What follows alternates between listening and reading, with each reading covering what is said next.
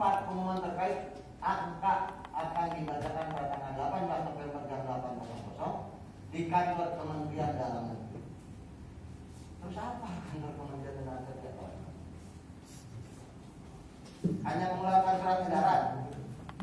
Ya, surat edaran. Selama masa pandemi upah bisa dicicil. Selama masa pandemi bayar jam sostek, BPJS Kesehatan bisa dicicil.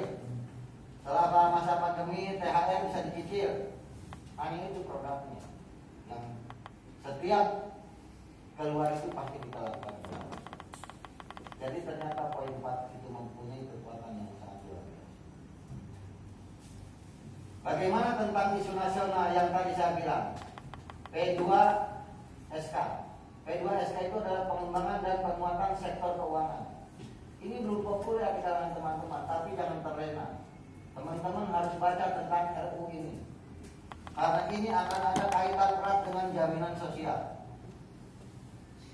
Kemarin kita sudah baca. Saya kemarin diminta tolong untuk ngomong kepada Mbak Indah dan ngomong kepada Xiao Kama Pusat agar Industri All memfasilitasi untuk menyelenggarakan workshop atau seminar tentang P2SK. Karena ternyata 2 poin yang akan menjadi sumber utama yang kaitan erat dengan kita. Apa itu? Pertama adalah kaitan dengan JHP, dan yang kedua adalah kaitan dengan pensiun. Silakan nanti kalau takut saya salah, tanyakan kembali ke federasi masing-masing bagaimana yang dimaksud tentang P2SK ini. Gelombang-gelombang PHK yang kemarin heboh santer ternyata dipertanyakan oleh Kementerian Keuangan. Karena ekspornya Indonesia itu ternyata masih 2 digit. Saya kemarin menghadirkan Bima Yudhistira sebagai salah satu pakar ekonom. Dia memberikan gambaran kepada kita kemarin di dalam sebuah Zoom hari Minggu. Itulah yang diceritakan dongeng-dongeng pengusaha tadi. Sekarang apa? Menteri Keuangan aja yang terkait dengan salah satu kepala bagian pajak dan lain sebagainya, kebijakan fiskal, itu mempertanyakan. Kenapa dia mempertanyakan? Pertama, ini 16 stimulus kebijakan ekonomi bagi dunia usaha itu sudah diberikan dari sejak 2019 sampai dengan hari ini.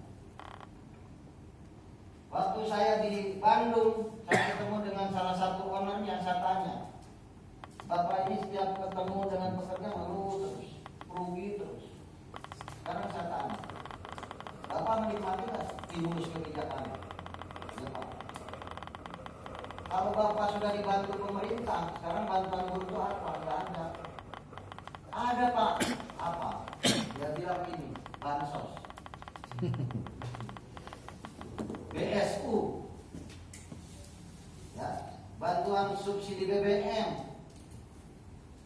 Ini kan buat pekerja. Saya tanya, kalau Bapak hanya bicara bansos, bicara hanya BSU, bicara hanya kartu prakerja bagi orang-orang yang belum bekerja, ditanya tentang bantuan subsidi BBM berapa lama?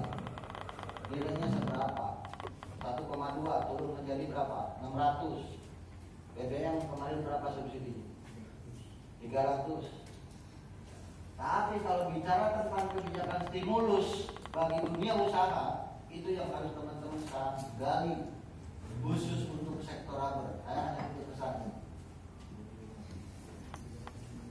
Kemarin saya sudah buka. Tapi kalau saya sampaikan ya teman-teman nggak pernah mau buka, kan repot. Saya titip pesan, buka kebijakan stimulus bagi dunia usaha khusus sektor rubber. Silakan buka, gali di situ. Ternyata luar biasa. Stimulus yang diberikan pemerintah bagi dunia usaha untuk semua sektor, ya, untuk semua sektor saya bilang, termasuk sektor rubber, untuk semua sektor. Dari 1 sampai 16 stimulus yang paling besar.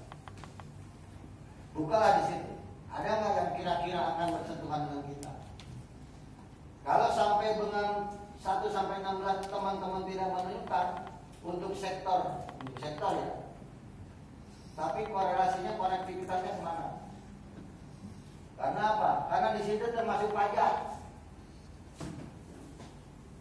barang impor dan ekspor, termasuk apa? Termasuk mesin. Jadi kalau bicara tentang begini, bicara tentang tadi itu yang pertanyaan Kementerian Keuangan, bicara tentang ini, ternyata setelah kemarin saya diskusi dengan pakar itu adalah pengusaha ingin merampok uang negara sebesar-besarnya. Saya mohon maaf pakai kasar, karena saya jadi paham. Ingin merampok uang negara sebesar-besarnya supaya dapat stimulus terus-menerus dengan keuntungan yang didapat dan tidak dibagikan share-nya kepada pekerja. Karena ternyata pekerja hanya dinamakan dengan program ini.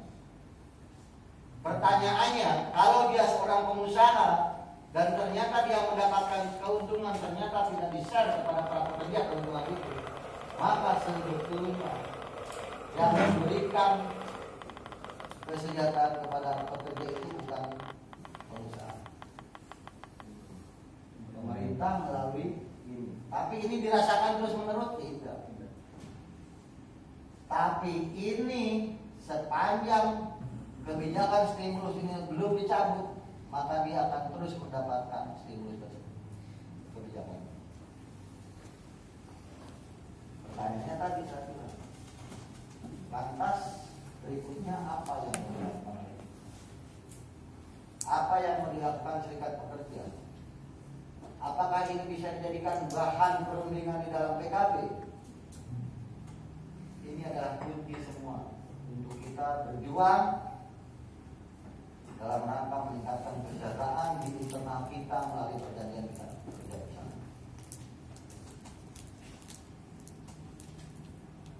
Sektor ini, kalau teman-teman ingin membuka cakrawala terkait dengan dunia industri dan analisis ekonomi, banyaklah belajar dari pakar-pakar yang memang mempunyai potensi dan kapabilitas yang lebih. Itulah yang dilakukan oleh kawan kita. Kenapa dia bisa 150%? Karena uang-uang yang ada, uang iuran, uang jos dan lain sebagainya, dalam 1 bulan 2 kali dia hadirkan beberapa pakar untuk datang ke kantor sekretariat atau dia adakan pertemuan, salah satunya di tempat ini waktu itu saya hadir. Dia gali semua potensi-potensi itu, dia rumuskan menjadi satu rumusan untuk perundingan terkait dengan ini. Dan hasilnya fantastis 150%. Itulah yang kemarin saya datangi, saya sampaikan ucapan terima kasih. Tapi kalau nanti, kalau tidak salah minggu ini akan ditandatangani PKB. Dan itu menjadi titik tonggak sejarah di mana mereka melakukan perundingan di masa pandemi COVID-19, termasuk di dalamnya adalah Omnibus Law. Maka mereka punya slogan PKB tanpa Omnibus Law. Apakah kita punya cita-cita yang sama? Sektor Anda. Kalau punya cita-cita yang sama, maka ini harus dilakukan secara bersama-sama. Apa yang dilakukan di Bridgestone, Pak Naryo, dengan terus menggali laporan keuangan perusahaan sebagai bahan dasar untuk melakukan sebuah diskusi kenaikan upah, ini sangat saya hormati dan saya hargai. Karena memang tidak bisa kita mengharapkan bantuan tangan saja dari yang sekarang ini namanya kantor tenaga kerja. Enggak ada. Mau dirjen mau kabit mau apa, kepala dinas itu sekarang banyak yang nggak paham tentang ketenagakerjaan. Kemarin saya lihat debat diskusi kepala bidang HI dan Jamsos Provinsi Jawa Barat di sebuah stasiun televisi. Aduh, untung TV-nya nggak saya lempar. Nggak ngerti tentang ketenagakerjaan, nggak ngerti tentang tadi yang saya paparkan, nggak paham. Saya WA aja tuh salah satu narasumbernya dari serikat pekerja. Bantai aja sekalian. Gak ngerti kok apa yang disampaikan seorang kabit. Dokter Ranus apalah. Panjang banget lah pokoknya, saya juga sampai lupa. Tapi namanya masih ingat. Nggak paham. Di sebelahnya adalah pakar dari Unpad. Dia hanya berbicara tentang salah satu daerah Jawa Barat saja yang memang kondisi kemiskinannya, penganggurannya meningkat dan sebagainya. Tapi substansi buruhnya nggak pernah disebut. BPS itu siapa? BPS itu pemerintah. Pertanyaannya bisa objektif nggak BPS? Nggak bakalan bisa.